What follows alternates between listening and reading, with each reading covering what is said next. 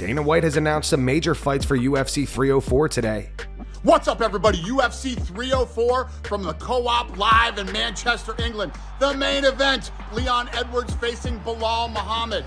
Leon is on a 13-fight unbeaten streak facing Belal Muhammad, who is on a 10-fight unbeaten streak. The co-main event will be interim heavyweight champion Tom Aspinall. He will be facing Curtis Blaydes. This is a rematch from 2 years ago where Aspinall suffered an unfortunate knee injury. Aspinall has 14 wins, all by finish, and all but one is in the very first round. He faces Curtis Blaydes, who recently stopped the surging Jailton Almeida at UFC 299. Also on the card, Bobby Green versus Paddy Pimblett, a fight they were both asking for, so we gave it to him. Moicano versus Manel Kape. These two do not like each other, and an amazing matchup with Arnold Allen versus Giga Chikadze. So there you have it, ladies and gentlemen. We are coming back to Manchester, England. And let me tell you what, if you have never been to a fight in Manchester, England, the crowd is incredible. Brand new arena. See you soon. If you don't know, now you know. Sean Strickland had words for Paulo Costa last night via video message. Sean posted this to X. He wrote, "Is Costa out?" Well, goddamn, Costa. I've heard you have yet to sign that contract. And I'll tell you what, man, I didn't believe it. I did not think you'd react like a coward. I thought you would man up, sack up, but instead you're acting like you got ovaries. So I went on the Googler. I did the right things, give you the benefit of the doubt. I went on the Googler, and I noticed something, man. After you fought Izzy, you went downhill. You went off that sleeping, my man. I don't know what happened in that little pea brain you have. Oh, do we need to get someone for you to talk to, my man? Do we need to sit you down, have you talk about your feelings? I think therapy's for weak men. But let me tell you something, dude. You're being a weak man. If you can't stack up and make this happen, we'll get someone for you to talk to. Don't disappoint me. Don't disappoint the fans. Let me make you believe.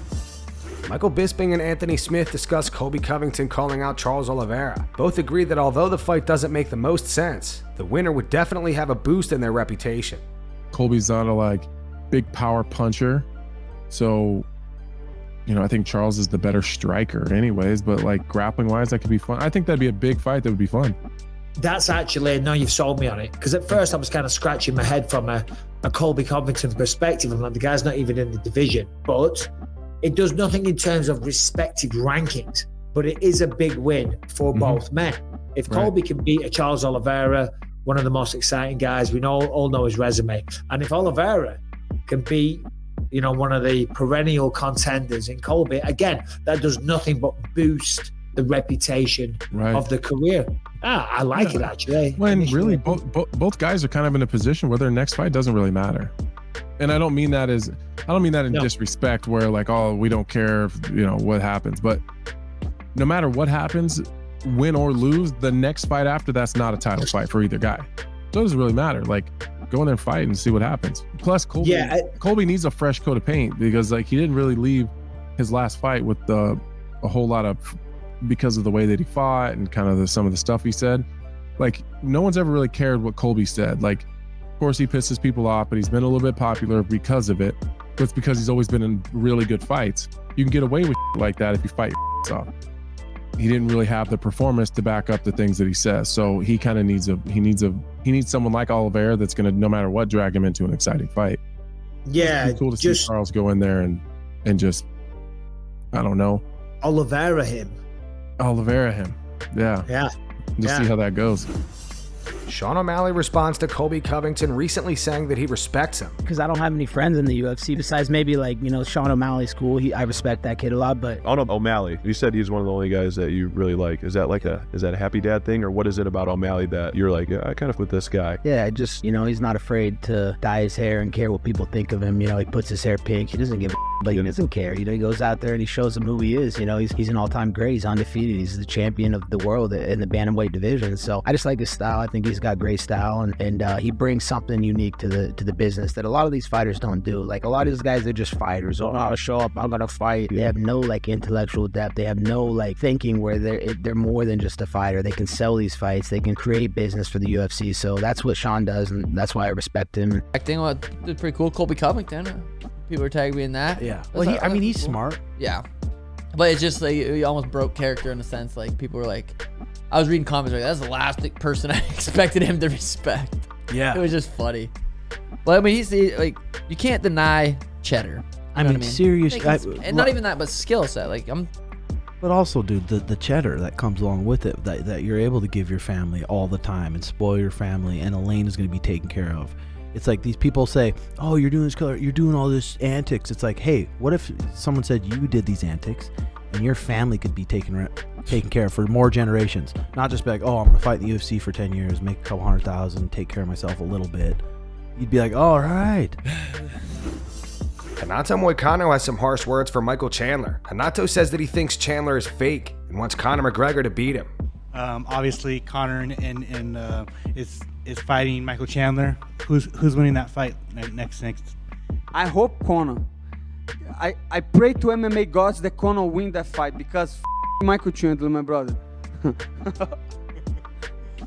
You got something against Michael Chandler? What's up? I don't know. I don't want to talk too much, but I think Michael Chandler is fake. I don't know why. I look at him and he seems fake to me. But I don't know him. It's just my impression. Maybe I'm wrong. Maybe one day I can beat the out of him and see if he's true. But at least I don't see him being real. I don't know why. Here was Belal Muhammad's live reaction to learning he's fighting Leon for the belt. Dana White just said some things on Instagram. Huh? Dana White just said some things on Instagram.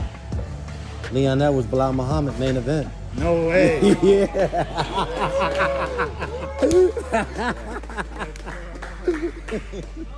Right, baby.